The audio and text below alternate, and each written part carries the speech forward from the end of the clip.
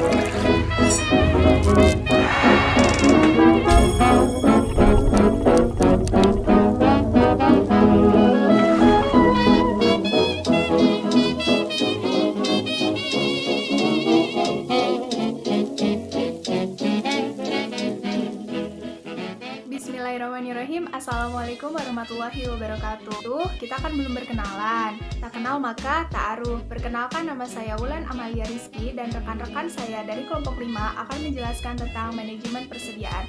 Sebelum masuk ke materi inti, kalian tahu nggak sih apa itu manajemen persediaan? Nah, manajemen persediaan itu merupakan bagian dari suatu perusahaan. Nah, di mana manajemen persediaan ini memiliki fungsi dan memiliki beberapa aktivitas, diantaranya untuk menyimpan barang, untuk mendapatkan persediaan barang, dan juga untuk memanfaatkan persediaan barang tersebut dalam artian untuk menyalurkannya dari perusahaan ke masyarakat. Daripada berlama-lama, yuk mari kita simak materi berikut ini.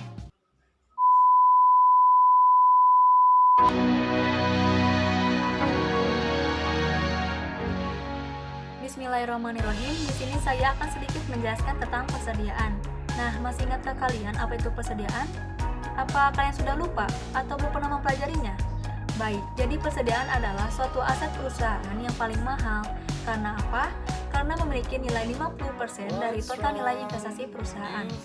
Di sisi lain, persediaan harus selalu ada di dalam perusahaan karena untuk menjaga keberlanjutan proses produksi di dalam perusahaan. Di sisi lain juga, biaya persediaan harus diminimalkan karena persediaan membutuhkan biaya cukup tinggi untuk perawatannya serta pemesanannya. Nah, sasaran pengelolaan persediaan itu apa sih? Sasaran pengelolaan persediaan itu adalah untuk menjaga keseimbangan di antara investasi dan layanan kepada si pelanggan. Nah, model persediaan independen itu apa sih? Model persediaan independen itu adalah pengadaan bahan baku yang kuantitasnya tidak dipengaruhi oleh kebutuhan pokok atau komponen lain. Oleh karena itu, si pengadaannya ditentukan oleh peramalan atau forecasting. Nah, selanjutnya menurut Heiser dan Renner pada tahun 2014 bahwasannya persediaan itu memiliki beberapa fungsi. Yang pertama, memisahkan proses produksi dari pemasokan dalam kondisi pasokan yang berlebihan. Yang kedua, memisahkan perusahaan dari fluktuasi permintaan dan menyediakan beberapa barang untuk memenuhi keinginan si pelanggan. Yang ketiga, memanfaatkan potongan harga karena membeli bahan baku dalam jumlah yang cukup banyak. Yang keempat, menjaga perusahaan dari inflasi dan dari kenaikan harga. Nah, persediaan juga memiliki beberapa jenis loh. Di sini ada 3 jenis dalam persediaan. Yang pertama, persediaan bahan baku yang telah dibeli namun belum diproses. Yang kedua, persediaan barang setengah jadi atau barang yang sedang diproses namun belum selesai.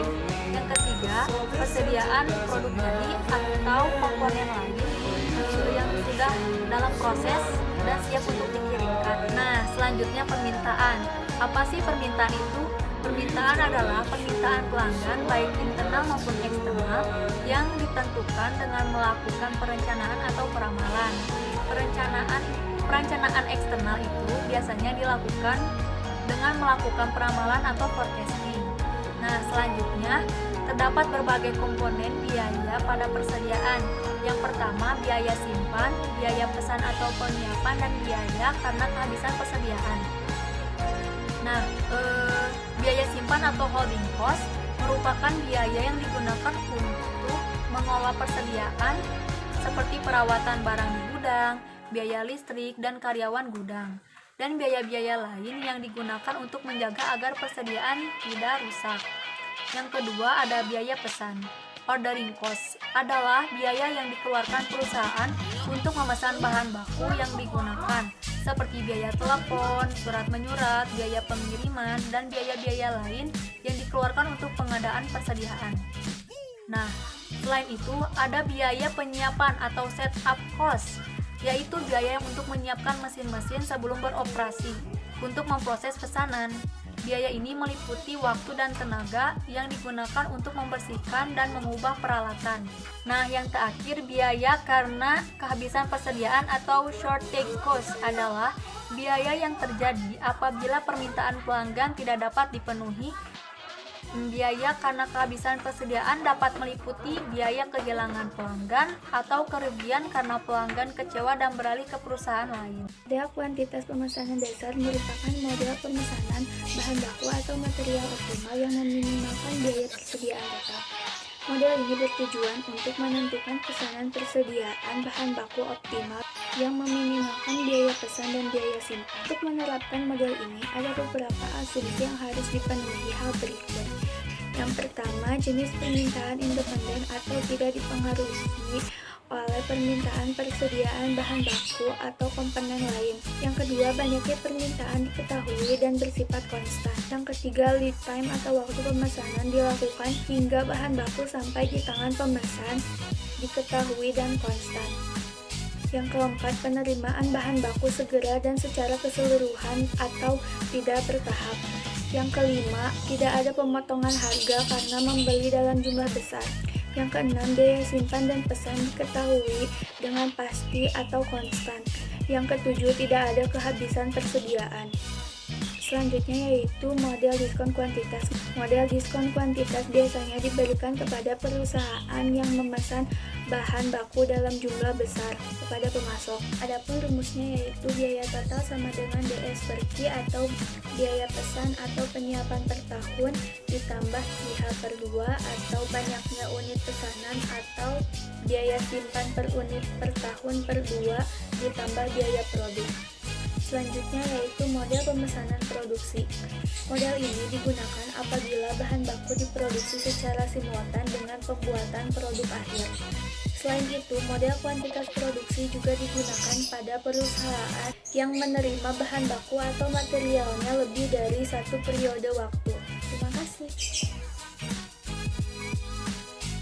Model probabilistik dapat dinilai sebagai perbaikan atas kondisi yang sulit ditemukan dalam praktik tersebut.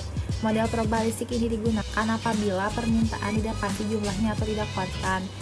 Rumusnya titik pemesanan kembali sama dengan D kali L plus SS. Kan apabila permintaan didapati jumlahnya atau tidak konstan. Rumusnya titik pemesanan kembali sama dengan D kali L plus SS.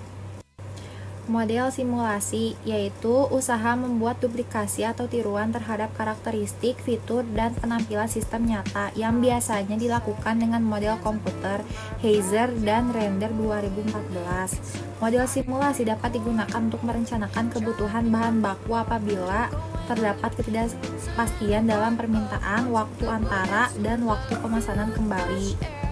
Metode simulasi yang sering digunakan adalah metode simulasi Monte Carlo. Langkah yang dilakukan dalam menyusun simulasi Monte Carlo sebagai berikut. Yang pertama, menyusun distribusi probabilitas untuk variabel-variabel yang penting. Yang kedua, menyusun distribusi probabilitas kumulatif. Yang ketiga, menyusun interval angka random. Yang keempat, memilih angka random. Yang kelima, melakukan simulasi. Model persediaan dependen yaitu persediaan yang pengadaannya baik jumlah maupun waktu penyediaannya ditentukan oleh urutan proses atau kebutuhan bahan atau komponen lain. Heiser dan Render 2014. Model permintaan ini pada umumnya digunakan pada perusahaan yang menghasilkan produk rakitan seperti alat elektronik, kendaraan, komputer, serta berbagai produk lain yang kebutuhan bahan baku dan komponennya saling bergantung. Manfaat model persediaan dependen ini adalah sebagai berikut. Yang pertama, mampu menanggapi permintaan pelanggan. Yang kedua, menanggapi secara lebih cepat terhadap perubahan pasar. Yang ketiga, memperbaiki penggunaan fasilitas dan karyawan. Model persediaan dependen memerlukan beberapa informasi penting, yaitu 1.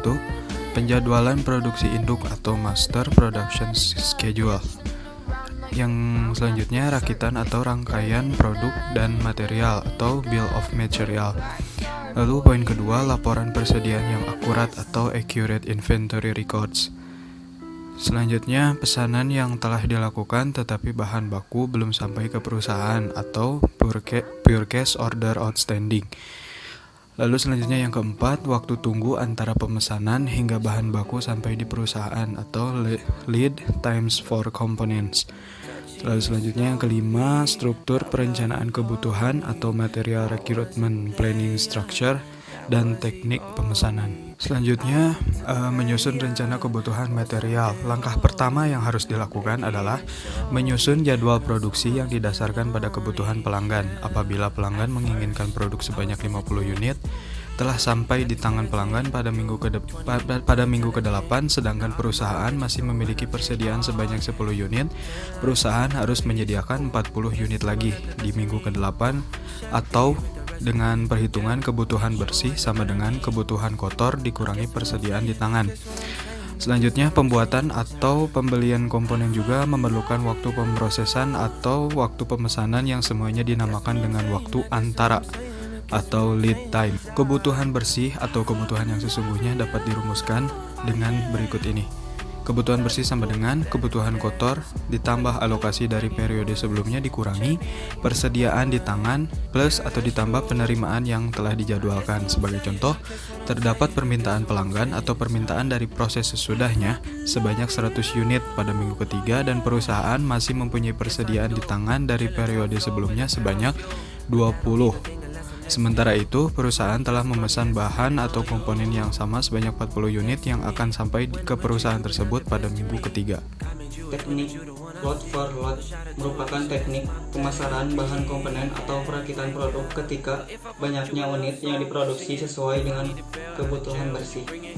Teknik lot for lot bisa meningkatkan biaya apabila biaya proses penyiapan pembuatan komponen atau pemesanan bahan tinggi.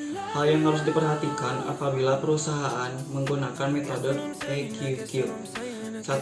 Menentukan kebutuhan rata-rata mingguan dengan menjumlahnya kebutuhan kotor selama 10 minggu untuk mengetahui kebutuhan selama perkembangan perencanaan kebutuhan bahan. Perkembangan perencanaan kebutuhan bahan mengalami perkembangan yang diperlukan untuk dapat memenuhi permintaan pelanggan. Perkembangan tersebut meliputi yang pertama, perencanaan kebutuhan material. 2. Selanjutnya, perencanaan kapasitas. Perencanaan kebutuhan bahan untuk perusahaan jasa atau layanan. Selanjutnya, perencanaan pendistribusian sumber daya. Selanjutnya, perencanaan sumber daya perusahaan. Sistem perencanaan sumber daya perusahaan meliputi perencanaan kebutuhan material, penggolongan keuangan, penggolongan rantai pasokan, supply chain management, dan pengelolaan hubungan dengan pelanggan, customer relationship management. Keunggulan perencanaan sumber daya perusahaan sebagai berikut. 1. Mampu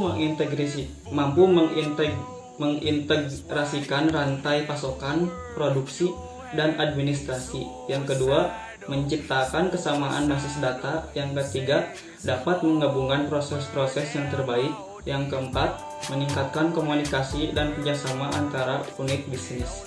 Yang kelima, memungkinkan perusahaan memiliki basis data. Yang keenam, dapat memberikan keuntungan strategis. Yang selanjutnya ada sistem persediaan just in time. Sistem persediaan just in time ini memiliki konsep diantaranya 1, tepat waktu, yang kedua tepat jumlah, dan yang ketiga tepat kualitas. Nah, terus ada beberapa alasan mengapa kita harus memahami sistem persediaan just in time ini. Yang pertama, agar kita bisa bersaing dengan perusahaan Jepang. Sebenarnya perusahaan besar yang ada di dunia ini tidak hanya dikuasai oleh Jepang, salah satunya juga dikuasai oleh Cina. Pasar Jepang, pasar Cina, mereka menguasai pasar. Perusahaan Jepang, perusahaan Cina itu mereka menguasai pasar. Nah, bagaimana caranya perusahaan kita, perusahaan lokal, perusahaan Indonesia juga agar dapat bersaing dengan perusahaan Jepang dan Cina? Salah satunya yaitu menggunakan sistem persediaan just in time ini, supaya kita bisa menyetarai perusahaan Jepang dan juga Cina. Kemudian yang kedua, menghindari berbagai kesulitan seperti dalam industri-industri di Amerika. Yang ketiga, memperbaiki kualitas produk sehingga kita lebih produktivitas, dan juga melayani pelanggan sebaik-baiknya dan menghilangkan kegiatan yang tidak diperlukan di perusahaan sehingga kinerja, kemudian kegiatan di perusahaan juga lebih produktif dan perusahaan lebih meningkat kualitasnya. Dan yang terakhir ada perencanaan sumber daya perusahaan jasa atau disingkat dengan ERP. Nah, ERP ini memiliki konsep di mana mengkombinasikan persediaan dengan data keuangan, penjualan, dan juga sumber daya manusianya, sehingga sistem ERP ini menghasilkan laporan keuangan, kemudian cara mengelola karyawan dengan baik, kemudian cara mengelola keuangan secara efektif dan juga secara bijak. Nah, adapun faktor yang menyebabkan keberhasilan dari sistem ERP ini, yang pertama, adanya interaksi dan asosiasi antara pengguna dengan tim proyek dari ERP-nya. Yang kedua, adanya komunikasi yang baik antara tim ERP dengan BPR. Yang ketiga, ada keahlian dan pengetahuan tim ERP sehingga dapat menjelaskan sistem ini terhadap penggunanya. Dan yang terakhir, keempat, keinginan dan komitmen tim proyek ERP untuk membantu dan mendukung mengoperasikan sistem ERP ini. Akhirnya kita telah sampai di penghujung materi. Mungkin cukup sekian yang dapat kelompok 5 sampaikan. Apabila terdapat banyak kekurangan dan kesalahan, mohon dimaafkan karena kesempurnaan hanyalah milik Allah Subhanahu wa Ta'ala. Wabillahi taufiq wal hidayah. Wassalamualaikum warahmatullahi wabarakatuh.